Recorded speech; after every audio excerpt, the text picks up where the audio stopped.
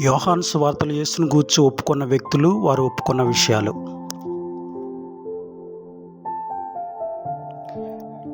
నతనీయేలు, బోధకుడా, నీవు దేవుని కుమారుడువు, ఇశ్రాయేలు రాజు అని క్రీస్తుని గూర్చి ఒప్పుకున్నాడు. నికోదేము, బోధకుడా, నీవు దేవుని యొద్ద నుండి వచ్చిన బోధకుడు అని మేము ఎరుగుదుము అని ఒప్పుకున్నాడు. మార్త, ప్రభువా, నీవు లోకంలోకి రావాల్సిన దేవుని కుమారుడు అయిన క్రీస్తు అని నమ్ముచున్నాను అని ఒప్పుకొనెను.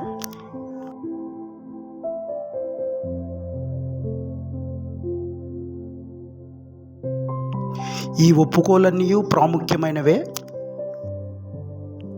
ఇవన్నీ విశ్వాస మార్గములో మెట్లుగా ఉన్నవి. ఏది ఎలా ఉన్నా తోమా అయితే పునరుత్థానంపై ఆధారపడిన వాడై నా ప్రభువా, నా దేవా అని అన్నప్పుడు బహు సంపూర్ణమైన ఒప్పుకోలుని ఇచ్చాడు.